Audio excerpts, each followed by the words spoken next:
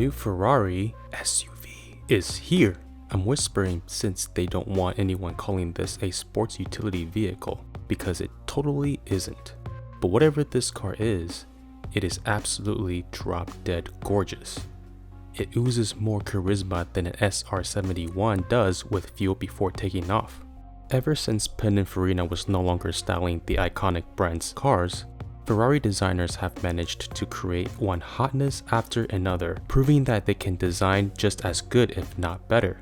And this is their latest masterpiece, the Purosangue, or Thoroughbred.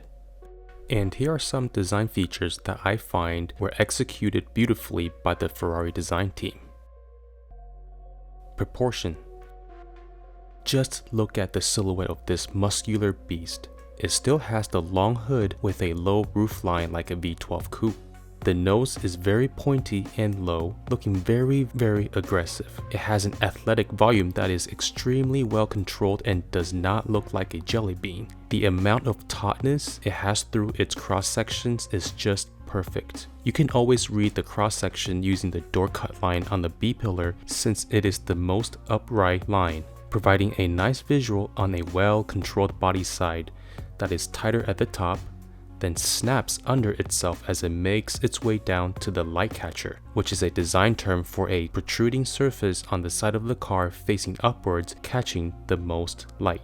Then, the volume is complemented by 4 bulging fenders covering the large 23-inch wheels, visually planting the car onto the ground, giving it an extremely sporty stance. This car is going to look awesome with some spacers to flush out the wheels and the body fitment. You can see these bulging fenders from miles away and instantly you know this is not a car you want to mess with. Just look at the rear fenders. It literally is blown out so much that it carries its surface all the way down to the front of the rear wheels. This also gives the car a nice tapered look towards the rear. It is what designers refer to as the waist of the car. From the front 3/4 view, the rear fenders stick out so far that it almost looks like it has a deck lid. So freaking beautiful. Aerobridge.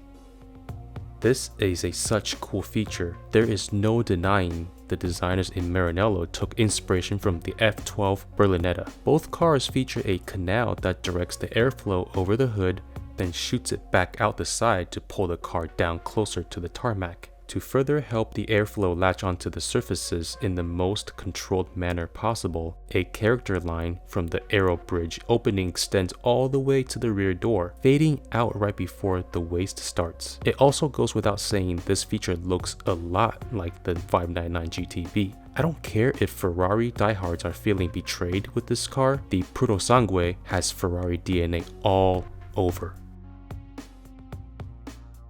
Suicide doors. Any doors that don't look and open in a traditional manner is just cool. It doesn't surprise me one bit that Ferrari has chosen to make a flamboyant statement. What I like about suicide doors is the way it makes the rear occupants feel inclusive with the whole driving experience. The concept is to have the front and rear passengers enter the vehicle through the same entrance, just like a French door to a ballroom, or even a curtain to the stage. Imagine the experience you get at an opera if the curtains opened in the same direction rather than away from each other. You'd end up with one curtain at the center of the stage divided into 2 halves. This is the same idea with the suicide doors. Also, looking at how small the aperture is for the rear doors, opening the doors rearward definitely helps getting into the rear seats with the door essentially out of your way. You also won't have to pivot nearly 90 degrees to the side in order to climb out of the car in an awkward manner, especially with those large wheel wells next to your thighs. You'll just simply lean out of the car at a 45-degree angle with style and grace. Front fascia graphic. The front is so well designed. I guess we can start with what would traditionally be headlights, but is now actually a blade-like daytime running light integrated into an aero passageway similar to a McLaren 720S. This gives the car a menacing look like a human skull in dim lighting. The eye sockets are like black holes sucking in your soul as you stare into them. The daytime running lights are also a part of the black slit slicing through the front fascia like some of the Ferraris from the 80s and 90s era. Even though I think the nose will look cleaner without this feature, it really doesn't bother me all that much. Plus, it really makes a good hiding place for the sensors so they can avoid cutting holes into the front bumper. I know it is just a matter of time before somebody decides to slap in a Knight Rider light bar in there. Fender Flares. Fender Flares? Every car has them, there's nothing new. But if you take a closer look at these flares, you'll notice a few things about them. Let's start with a classic design trick: an illusion.